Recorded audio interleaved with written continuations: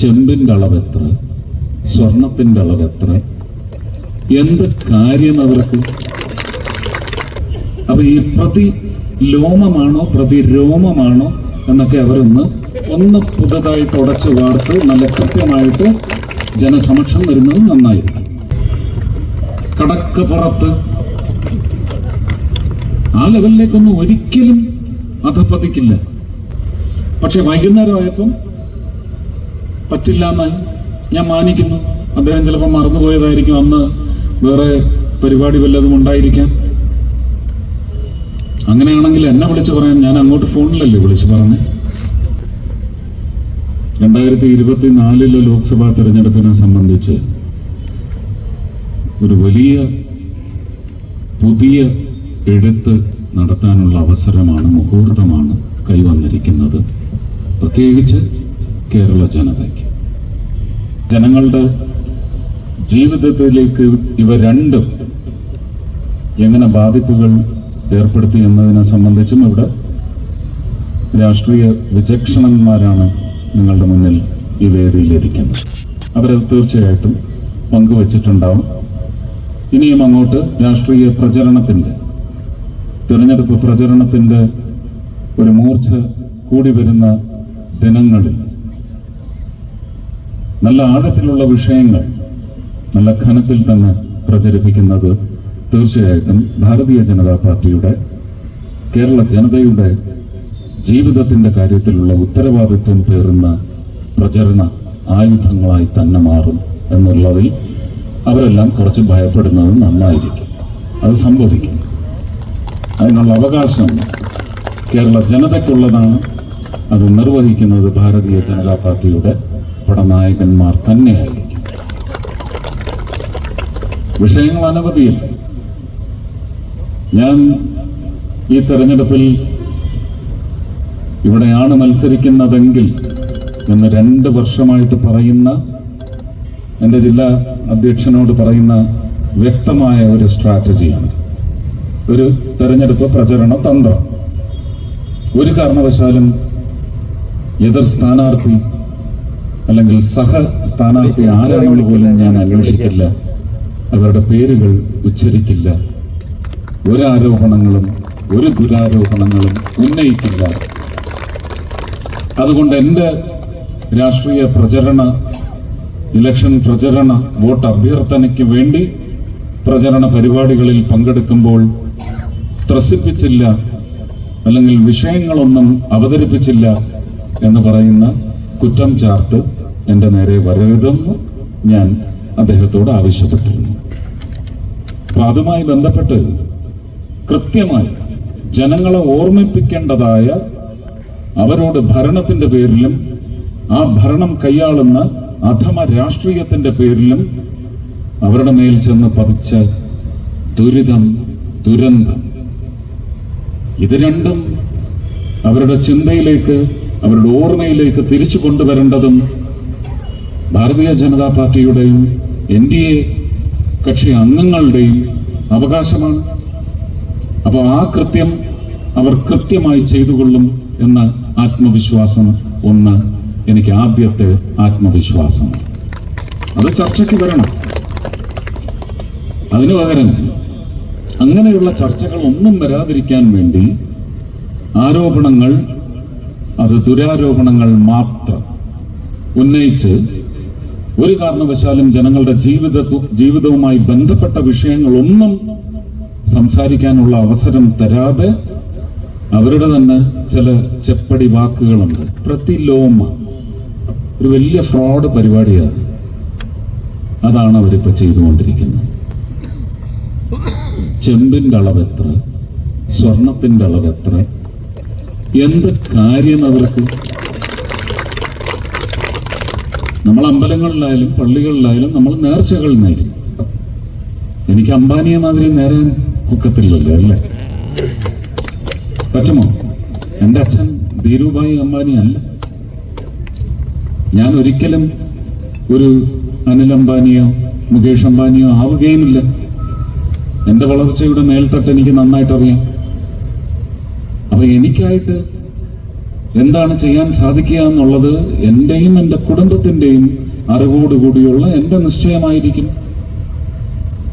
അത് എൻ്റെ ഹൃദയപരമായ ആരാധനാ പെരുമാറ്റത്തിൽ യോഗ്യമായത് അതറിയിക്കേണ്ട പുരോഹിത മുഖ്യന് അക്ഷരം പ്രതി നല്ല വടിവൊത്ത മലയാളത്തിൽ പറഞ്ഞ് മനസ്സിലാക്കി അതിനു മേലെ ഞാൻ മാതാവിന് നേർച്ചയായിട്ട് ചെയ്തിട്ടുണ്ട് എന്ന് ഞാൻ വ്യക്തമായി ഇവിടെ സ്ഥാപിക്കുന്നു. അതിൽ ഈ അന്തങ്ങൾക്കും കൃമികീടങ്ങൾക്കുമൊക്കെ എന്താണ് കാര്യം എനിക്ക് മനസ്സിലാവുന്നില്ല. അപ്പൊ ഈ പ്രതിലോമമാണോ പ്രതിരോമമാണോ എന്നൊക്കെ അവരൊന്ന് പുതുതായിട്ട് ഉടച്ചു വാർത്ത് നല്ല കൃത്യമായിട്ട് ജനസമക്ഷം വരുന്നത് നന്നായിരിക്കും. അത് കഴിഞ്ഞപ്പോ പിന്നെ എന്താണ്? ദേഷ്യപ്പെട്ടു. ആരോട്? ഞാൻ പ്രവർത്തിക്കുന്നതിനകത്ത് ചില കുറവുകൾ ഉണ്ടെങ്കിൽ എൻ്റെ രാഷ്ട്രീയ നേതാക്കന്മാർ, ഞാൻ പലപ്പോഴും പറഞ്ഞിട്ടുണ്ട്, എന്നോട് സംസാരിക്കുന്നതും എന്നോട് നിർദ്ദേശിക്കുന്നതും എന്നെ തിരുത്തുന്നതും എന്നെ നേർവഴിക്ക് നയിക്കുന്നതും കൈവിരലുകളിൽ എണ്ണാവുന്ന അത്രയും നേതാക്കന്മാർ മാത്രമേ ഉള്ളൂ. അവരെ വിളിച്ച് ശകാരിച്ചാലും ഞാൻ കേട്ടു നിൽക്കും, എന്നെ കൊണ്ടാകും വിധം ഞാൻ തിരുത്തും. അതുപോലെ തന്നെയാണ് ഒരു സ്ഥാനാർത്ഥി ഒരു മണ്ഡലത്തിൽ വന്ന് നിൽക്കുമ്പോൾ ആദ്യത്തെ ട്രെയിനിങ് ആ സ്ഥാനാർത്ഥിയെ പിന്തുണയ്ക്കുന്ന രാഷ്ട്രീയ കക്ഷിയുടെ കാര്യകർത്താക്കൾക്കാണ്. ആദ്യത്തെ ട്രെയിനിങ് ഇലക്ഷൻ പ്രചരണവുമായിട്ട് നടക്കുമ്പോൾ ഓരോ ബൂത്തിലും ചെല്ലുമ്പോൾ, ഓരോ ബൂത്തിലെയും കണ്ണിയായ പ്രദേശങ്ങളിൽ ചെല്ലുമ്പോൾ അവിടുത്തെ വിഷയങ്ങളെല്ലാം ജയിച്ചു വന്നു കഴിഞ്ഞ് നമുക്ക് എല്ലാ മുക്കിലും മൂലയിലും എത്താൻ സാധിക്കും എന്ന് വിചാരിക്കരുത്. ജയിച്ചു കഴിഞ്ഞാൽ പിന്നെ ആ ജനപ്രതിനിധിയുടെ പ്രവർത്തനത്തിന്റെ തിളക്കം എന്ന് പറയേണ്ടത് മാറ്റുരച്ച് നോക്കിയാൽ തങ്കത്തിളക്കമാക്കേണ്ടത് ഇതേ കാര്യകർത്താക്കൾ തന്നെയാണ്. അപ്പോൾ ഒരു ബൂത്തില് വോട്ട് ചേർക്കൽ നടപടിയുമായിട്ട് കഴിഞ്ഞ 1.5 വർഷക്കാലമായിട്ട് അഡ്വക്കേറ്റ് അനീഷ് കുമാറും അദ്ദേഹത്തിന്റെ പടയാളികളും പണിയെടുത്തുകൊണ്ടിരിക്കുകയാണ്. ഒരു ആദിവാസി കോളനിയിൽ ചെന്നപ്പോൾ അവിടുത്തെ 25 പേർക്കെന്നാണ് അവിടുത്തെ പ്രധാനപ്പെട്ട ഒരു ചെറുപ്പക്കാരൻ പറഞ്ഞു, വോട്ടവകാശം കിട്ടിയിട്ടില്ല. അതെന്തുകൊണ്ട് കിട്ടിയില്ല എന്ന് ശകാരപൂർവം തന്നെയാണ് ഞാൻ ചോദിക്കേണ്ടത്.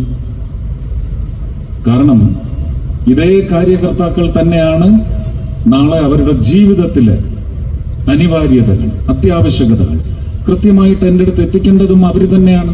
വീഴ്ച വരരുത് എന്ന് പറയുന്ന താക്കീതാണ് ഈ ശകാരത്തിലുള്ളത്. അതിനെനിക്ക് അവകാശമുണ്ട്. അത് ചോദ്യം ചെയ്യാൻ പുറത്തുള്ള ആർക്കും അവകാശമില്ല. അവരുടെ മുഖ്യ മുതലാളി അറിയാമല്ലേ സ്വഭാവം എന്താണെന്ന്. കടക്ക് പുറത്ത് ആ ലെവലിലേക്കൊന്നും ഒരിക്കലും അധപ്പതിക്കില്ല, വിചാരിക്കണ്ട. അത് കൃത്യമായി ഇപ്പോ ആ വിഷയം പിന്നെ വളരാൻ അനുവദിച്ചില്ല. എന്തുകൊണ്ടാ? അവർക്ക് വോട്ട് അവകാശം നേടിക്കൊടുക്കാൻ ലിസ്റ്റിൽ പെടുത്താൻ കഴിയാത്തതിന് കാരണം കേരള സർക്കാർ, അതിന് ട്രൈബൽ ഡിപ്പാർട്ട്മെന്റ് അവർക്ക് ആധാർ കാർഡ് കൊടുത്തിട്ടില്ല എന്ന് പറഞ്ഞാൽ ജനാധിപത്യത്തിലെ ഏറ്റവും വലിയ ക്രൗര്യമാണ് കേരള സർക്കാരിന്റെ ട്രൈബൽ ഡിപ്പാർട്ട്മെന്റ് കാട്ടിയിട്ടുള്ളത്. അതിനുത്തരം പറയാമെങ്കിൽ ട്രൈബൽ ഉദ്യോഗസ്ഥന്മാർ വന്ന് ഇതുപോലെ വേദി കെട്ടി ജനങ്ങളോട് ഉത്തരം പറ. നിങ്ങൾ ആദിവാസികളല്ല എന്ന് പറഞ്ഞ് ഒരു ആദിവാസി സമൂഹത്തിനെ അങ്ങനെ കീഴ്പ്പെടുത്തി അടിമകളാക്കി ചവിട്ടുപടിയാക്കി വെക്കാമെന്ന് വിചാരിക്കുന്നവർ ഈ രാജ്യത്തിന് ചേർന്നവരല്ല. ദേഷ്യപ്പെടൽ കൊണ്ട് എന്തെല്ലാം സത്യങ്ങൾ പുറത്തു വന്നുവെന്ന് നോക്കൂ. അടുത്തത് പിന്നെ ഒരു പാവം പിടിച്ച കലാകാരൻ. ആർക്കൊക്കെ കാശ് കൊടുത്താണ് അത് ചെയ്യിച്ചതെന്ന് എനിക്കറിയത്തില്ല. ചില പുറം പിശാചുക്കളാണ് ചേർന്ന് അദ്ദേഹത്തെ ഒരു കുടുക്കിൽപ്പെടുത്താൻ നോക്കിയത്. അത് അദ്ദേഹം തന്നെ വെളിപ്പെടുത്തിയതോടുകൂടി അതും മുങ്ങി. അദ്ദേഹം സത്യം വിളിച്ചു പറഞ്ഞു, അല്ലേ? അദ്ദേഹത്തിൻ്റെ മക്കളിൽ മൂത്തയാളായിട്ട് എന്നെ കണ്ടു എന്നാണ് ഞാൻ ഇപ്പോൾ കരുതുന്നത്. മൂത്ത മകൻ ഞാനാണ് എന്ന് പറഞ്ഞ വിചാരം ഗോപിയാശാന് വന്നു എന്ന് തന്നെയാണ് ഞാൻ അതിന് വിവർത്തനം ചെയ്തെടുക്കുന്നത്. അദ്ദേഹത്തിന് ഞാൻ ഈ വേദിയിൽ നിന്നുകൊണ്ട് കാലിൽ ശിരസ് തൊട്ട് നമിച്ചുകൊണ്ട് നന്ദി അറിയിക്കുന്നു. ആ വാർത്ത അങ്ങോട്ട് ചൂട് പിടിച്ച് വന്നപ്പോഴത്തേക്ക് അതിനെ കൊല്ലണം, അതിനാണ് പുതിയ കറുപ്പും വെളുപ്പുമായിട്ട് വന്നത്. ആരാണ് വന്നതെന്ന് നിങ്ങൾക്ക് ഇപ്പൊ ഊഹിച്ചെടുക്കാം. അപ്പൊ അവിടെയും ഞാൻ കൃത്യമായിട്ട് എൻ്റെ ജീവിതത്തിൽ ഉടനീളം ചെയ്തിട്ടുള്ള സാമൂഹിക പ്രവർത്തനത്തിന്റെ ഭാഗമായിട്ട് മാത്രമാണ് അദ്ദേഹത്തിന് എൻ്റെ അമ്പലത്തിൽ ഒരു വേദി ഞാൻ ഒരുക്കിയത്. സമ്മതിച്ചതാണ്. പക്ഷെ വൈകുന്നേരമായപ്പം പറ്റില്ല എന്നായി. ഞാൻ മാനിക്കുന്നു. അദ്ദേഹം ചിലപ്പോൾ മറന്നുപോയതായിരിക്കും, അന്ന് വേറെ പരിപാടി വല്ലതും ഉണ്ടായിരിക്കാം. അങ്ങനെയാണെങ്കിൽ എന്നെ വിളിച്ച് പറയാൻ, ഞാൻ അങ്ങോട്ട് ഫോണിലല്ലേ വിളിച്ച് പറഞ്ഞ്, എന്നെ വിളിച്ച് പറയാൻ ചേട്ടാ അന്ന് പറ്റില്ല, വേറൊരു ദിവസം ഉണ്ട് ഉത്സവത്തിന് മുമ്പ്, ഞാൻ ആ ദിവസം കൊടുക്കാം. അപ്പൊ ഇങ്ങനെ പൊളിയാൻ വേണ്ടി മാത്രം മുളച്ചുകൊണ്ടിരിക്കുന്ന വിഷവിത്തുക്കളാണ് എതിർ സ്ഥാനത്ത് പ്രധാനമായിട്ടും ഉള്ളത്. അവരെ എന്തിനു നമ്മൾ കരുതണം? അവരെ എന്തിനു നമ്മൾ കാണണം, കേൾക്കണം? അവരെ എന്തിനു നമ്മൾ ഭയക്കണം? കാണുന്നേയില്ല.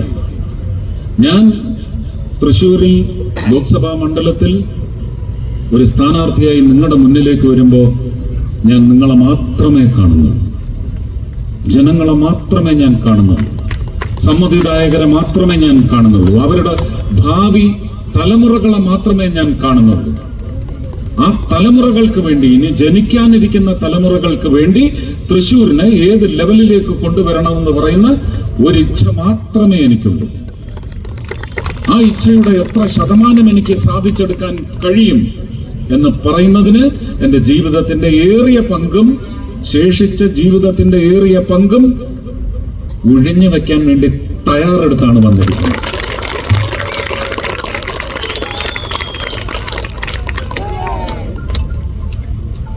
ഇത് കഴിഞ്ഞ 5 വർഷം സാധിച്ചോ? ഞാൻ പേര് പറഞ്ഞിട്ടില്ല. ഞാൻ ആ പേരിന് നിങ്ങളുടെ മുന്നിൽ കൊണ്ടുവന്ന് നിർത്തി നിങ്ങളെ വഞ്ചിച്ച ആ രാഷ്ട്രീയ കക്ഷിയുടെ പേരും ഞാൻ പറയുന്നില്ല. ആള് മാറിയത് കൊണ്ടൊന്നും കാര്യമില്ല.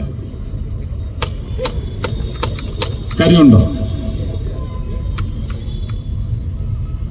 അതുപോലെ തന്നെ അതിനു മുമ്പും മറ്റൊരു കക്ഷിയുടെ ജനപ്രതിനിധി പോയി. തൃശ്ശൂരിൽ നിങ്ങൾ കണ്ട സ്വപ്നങ്ങളിലെ കാഴ്ചകൾ യാഥാർത്ഥ്യമായി വന്നു. ഇന്ന് നിങ്ങൾക്ക് സ്വപ്നങ്ങളുണ്ടോ? 1000 സ്വപ്നങ്ങളുണ്ടെങ്കിൽ ഒരു 10 സാധിച്ചു തരാൻ എനിക്ക് സാധിച്ചാൽ നിങ്ങൾ എന്നെ ഇനി ജന്മം കൈവിടില്ല എന്ന് പറയുന്ന ആത്മവിശ്വാസമാണ് എൻ്റെ പ്രധാനപ്പെട്ട ആത്മവിശ്വാസം. അതിലേക്കാണ് ഞാൻ നിങ്ങളുടെ മുമ്പിൽ അപേക്ഷയുമായി വന്നു നിൽക്കുന്നത്. ഞാൻ നേരത്തെ പറഞ്ഞു, നിരവധി രാഷ്ട്രീയ വിശ്വാസങ്ങൾ, ഇഷ്ടങ്ങൾ, അനിഷ്ടങ്ങൾ, ചായ്വുകൾ, ചേരുകൾ എല്ലാം ഉള്ളവരാണ് ഇത് കേട്ടുകൊണ്ടിരിക്കുന്നത്. അവരെല്ലാം വോട്ട് ചെയ്യേണ്ടവരാണ്. ഇത്രയും കാലം അവരെല്ലാം ആർക്ക് വേണ്ടി വോട്ട് ചെയ്തു എന്നൊരു ആത്മപരിശോധന നടത്തണം.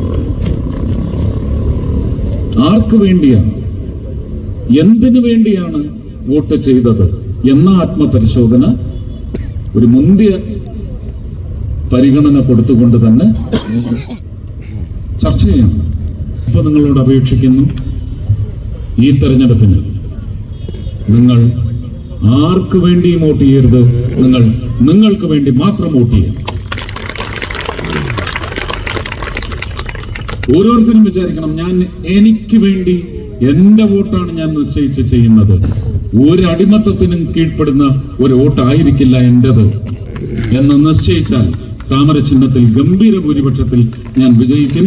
ആ അനുഗ്രഹം എനിക്ക് കൽപ്പിച്ച് തരണേ. പിന്നെ ഓരോ 5 വർഷവും ഞാൻ നിങ്ങളുടെ അടുത്ത് വരേണ്ടി വരില്ല. നിങ്ങൾ എന്നെ വീണ്ടും വീണ്ടും അവരോധിച്ചു കൊണ്ടിരിക്കുമെന്ന് പറയുന്ന ആത്മവിശ്വാസമാണ് എൻ്റെ പരമപ്രധാനമായ ആത്മവിശ്വാസം. അതിലേക്ക് ഞാൻ പ്രവർത്തിക്കും, വർത്തിക്കും. ഒരുപാട് സ്നേഹം. നന്ദി, നമസ്കാരം.